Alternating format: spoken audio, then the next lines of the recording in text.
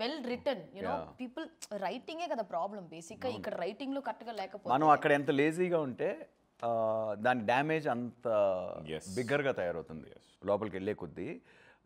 Again see maybe నా schooling little different కాబట్టి ప్రపంచం అంతా సినిమాలు ఇలాగే తీస్తారు. సో నేను చేసేది నార్మల్ అంటున్నాను నేను. వేరే విధంగా సినిమాలు చేయడం అనేది లిటిల్ అబ్నార్మల్. ఎక్కువ మలయాళంలో మళ్ళీ they follow perfect bound script with the proper ఎందుకంటే రిసోర్సెస్ వేస్ట్ అయిపోతాయి. లైక్ ఫర్ ఎగ్జాంపుల్ మయసభ 3 సినిమాల కంటెంట్ మీరేందాక అన్నారు సినిమాలాగానే ఉన్నాయి ఒక్కొక్క ఎపిసోడ్ అంటున్నారు కదా. అంటే 3 సినిమాలు అంత ఛాలెంజింగ్ వర్క్ 90 డేస్లో ఫినిష్ చేసామంటే అంటే ఒక్కొక్క యాక్షన్ ఉంది, పాటలు ఉన్నాయి. అంటే సినిమాలో ఉన్నవి ఏవి ఇక్కడ మిస్ అవ్వాలి మళ్ళీ అన్నీ ఉన్నాయి రైట్. అందుకే మీరు సినిమాటిక్ ఫీలింగ్ ఉంది అంటున్నారు every episode. whatever I saw నిజంగా ఈ ఫిల్మ్ థియేట్రికల్ గా వస్తే with that 30 days average మా output. So how many days did you shoot? 90 days. So per day average 5 minutes of footage. 5 minutes edited footage. Final cut. We have to. He has to output. అంత చేయాలంటే నీకు మైండ్లో అంటే see first of all again మన కథే లోతుగా రోజు చదువుతున్న కొద్దీ పరిచయం అవుతుంటే ఇంకా డీప్గా పరిచయం అవుతుంటుంది. డీపర్గా ఇంకా లేయర్స్ వస్తుంటాయి, డీటెయిల్స్ వస్తుంటాయి. ఆ ప్రాసెస్ రైటర్ డైరెక్టర్ గోత్రూ చేయాలి. చేసినప్పుడు ఏమవుతుందంటే ఎఫిషియన్సీ పెరుగుతుంది, షూట్ టైం తగ్గుతుంది, క్లారిటీ అందరూ ఎనేబుల్ అవుతాం. అంటే ఆ విజన్ని మీరు ఇంకా ఎక్కడికో తీసుకెళ్తారు. ప్లస్ మేము కూడా ఐషు ఈ రీడింగ్ షూటింగ్ స్టార్ట్ అయ్యే ముందు రీడింగ్ ఉంటుంది కదా మన స్క్రిప్ట్ రీడింగ్. చాలా సినిమాలకి జరగాలని చెప్పి జరగవు, అప్పుడప్పుడు జరుగుతూ ఉంటాయి. We did this for Mayasabha. ఆ రీడింగ్ అంటే like across the table we are discussing about every scene. ప్రతి ఒక్క బీటు ఆయన ఎక్స్ప్లెయిన్ చేస్తూ నాకు ఇలా కావాలి ఇలా కావాలి. షూటింగ్ స్పాట్కి వెళ్ళిన తర్వాత there is no discussion. We all are on the same page. అక్కడ నుంచి ఇంకా బెటర్గా ఎట్లా ఇంప్రూవైజ్ చేయొచ్చు అని చెప్పి that's what I told that I learned from Katta's reading session and discussing how వాళ్ళు కూడా షార్ట్ లిస్ట్ ఇచ్చేవాడిని. ఇది కదా కథ కదా నీ బెస్ట్ సీన్స్, నీ టాప్ 8 సీన్స్, టాప్ 10 సీన్స్. ఈ సీన్స్ కానీ నువ్వు డిస్ట్రిక్ట్తో క్రాక్ చేయగలిగితే మిగతాటి అన్ని కవర్ అయిపోతాయి, ఈజీగా వచ్చేస్తాయి. బాగా ఏడిపించాడు.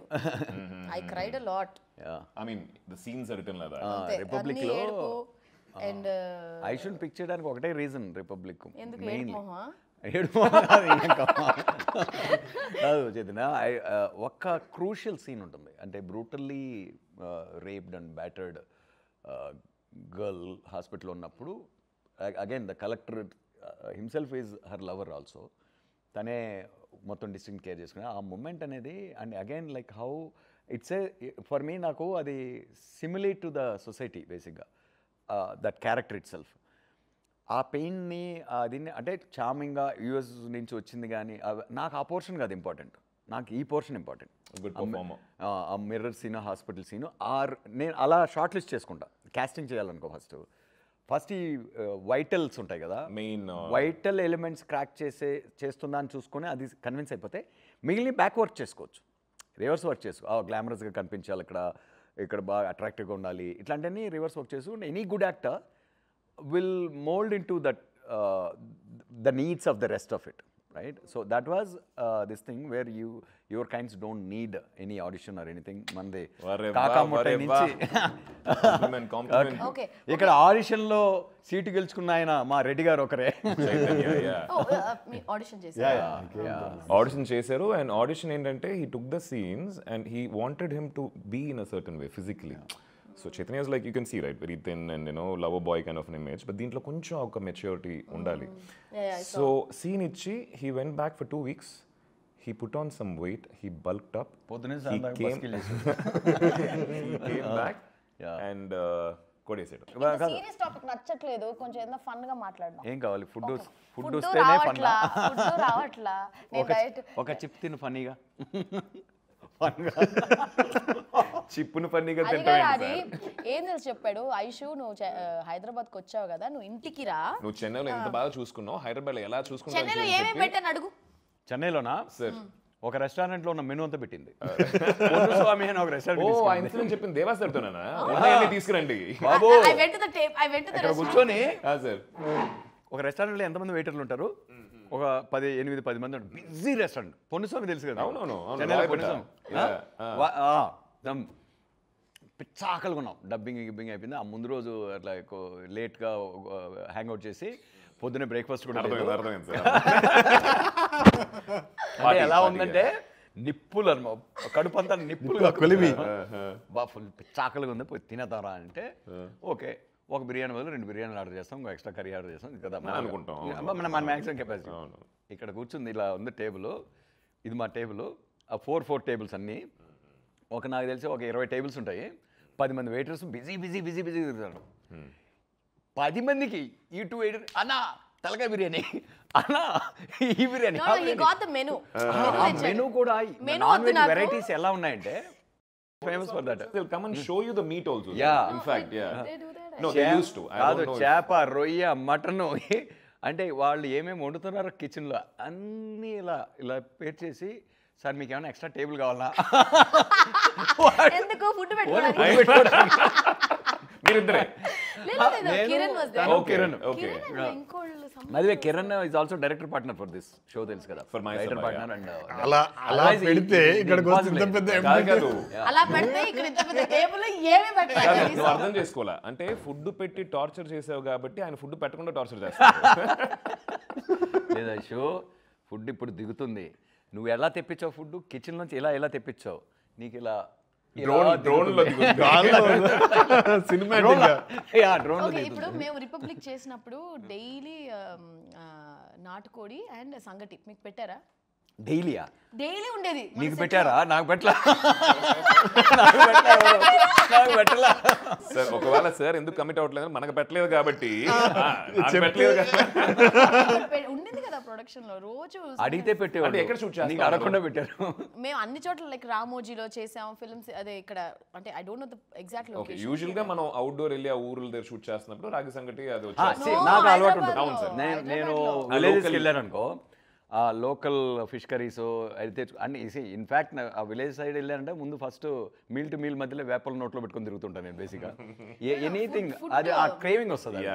ఫుడ్ అక్కడ లోకల్ అన్ని ట్రై చేయాలనిపిస్తుంది. Okay, you didn't get the రాగి సంగటి అండ్ నాటుకోడి? అంటే సీజన్ 1 కి లేదు, సీజన్ 2 కి ఇస్తారు. అరే వచ్చినాయి. నేను ఎప్పుడు డైటే కాదు, చికెన్ తెప్పించుకొని తినడమే. ఓ mono diet basically. I was only exercise చేయాలి. రాగి సంగటి చికెన్ కన్నా మంచి డైట్ ఏం లేదు. లేదు, best nutrition. Always eating chicken only, no chicken protein high ఉన్నాడు. You are also eating that only, no? మధ్యలో యాక్చువల్గా ఆది వాజ్ ఆల్సో డైట్. అది వాజ్ అప్పుడప్పుడు తింటుండే కానీ ఐ వాజ్ ఓన్లీ. నాకు ఈ ఒక సిరీస్ కి సార్ నాకు ఇట్లా ఉండాలనే రెస్ట్రిక్షన్ లేదు కాబట్టి అవసరం లేదు. బాగా తనకు అవసరం బుగ్గలంతా ఉంటుంది ఇంట్లో. యూజువల్లీ ఫిల్మ్స్ ఉంటుంది కదా మనకి, you have to look a certain way. ఇక్కడ వచ్చేసి we didn't have that thing. Be yourself అన్నారు. I had to be on surplus calories throughout the series until the series was finished. అదే మేము fix అయిందంటే లిటరల్గా ఎవరిని follow అక్కర్లేదు, మీకు న్యాచురల్గా ఏమనిపిస్తే ఆ లుక్ మెయింటైన్ చేసుకోండి. ఓన్లీ ఆ పీరియడ్ హెయిర్ స్టైల్స్ ఇవన్నీ కొంచెం ఆ పీరియడ్ లుక్ రావాలి, బట్టలు ఆ ఏజ్ కనిపిస్తే చాలు, బట్టలు కానీ ఇవన్నీ అలా కనిపిస్తే చాలు అని. అండ్ మెయిన్గా బిగ్గెస్ట్ ఛాలెంజ్ రెడ్డి గారిని డిస్కవర్ చేయడం. మిమ్మల్ని షాక్ చేస్తారు రెడ్డి గారు, ఎందుకంటే ఆది చాలా షాక్లు ఇచ్చేసాడు మనకి. Okay, this will be another bigger shock for ఆది. అంటే ఆడియన్స్ కా నాకా సార్? ఆడియన్స్ కి బిగ్గర్ షాక్ ఫర్ ఆది అంటే ఫర్ ఆది భయం వేస్తుంది. ఫర్ ఆది ఫ్రమ్ ఆది. సో నో బట్ తనని ఎందుకంటే మ్యాచ్ చేయాలి, వెయిట్ ఇద్దరు సూపర్ స్టార్స్ కదా అన్నట్లే ఇది. జస్ట్ లైక్ ఇమేజెస్ వైజ్గా, ద క్యారెక్టర్ గ్రోత్ వైజ్గా కానీ వాళ్ళ ప్లేస్మెంట్, ఈ క్యాన్వస్ ఇదంతా ఇద్దరు సూపర్ స్టార్స్ అన్నప్పుడు ఆ డిగ్నిటీ ఇవన్నీ మ్యాచ్ చేయాలి. అండ్ దెన్ ఒక కెమిస్ట్రీ ఉండాలి ఇద్దరి మధ్య. నేను ఫస్ట్ మా సోనీ వాళ్ళే ఒక అతను రికమెండ్ చేశాడు, సార్ ఈ అబ్బాయిని చూడండి, యూట్యూబ్లో తనది సూపర్ హిట్ ఒక ఇది ఉంటుంది 30 Weights 21 అని, వెరీ లవర్ బాయ్ హస్బెండ్ ఆ టైప్ కదా.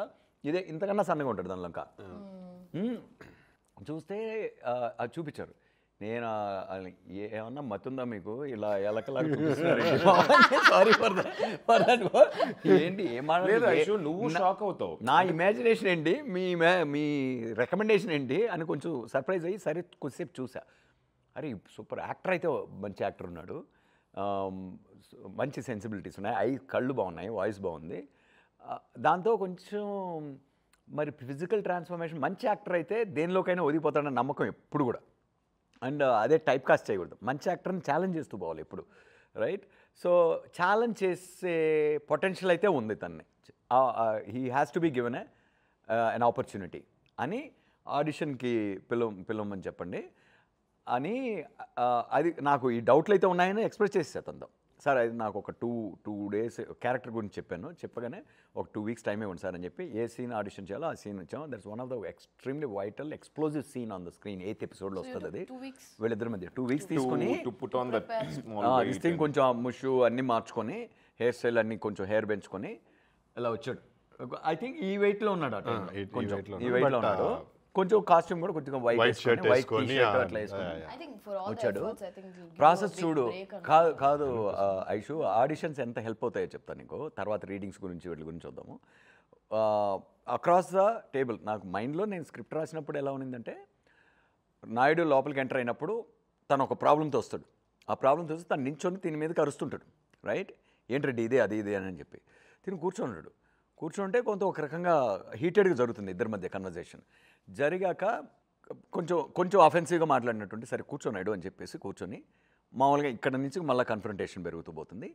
చివరికి వచ్చేటప్పుడు కన్ఫ్రంటేషన్ ఎండ్ అయిపోయిన తర్వాత ఈ కులం టాపిక్ అనేది మన ఫ్రెండ్షిప్ మధ్య రాకూడదు అన్న టైప్లో వెళ్ళి మళ్ళీ ఫ్రెండ్లీగా ఒక ఇదైతే తను మళ్ళీ లేస్తాడు.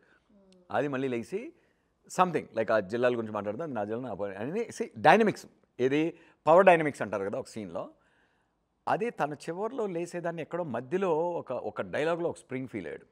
అలా అది కూడా చాలా చేశాడు ఇంప్రొవైజేషన్స్. ఏంటంటే ఇది నేను కులం గురించి మాట్లాడడం లేదు నాయుడు అని మూమెంట్.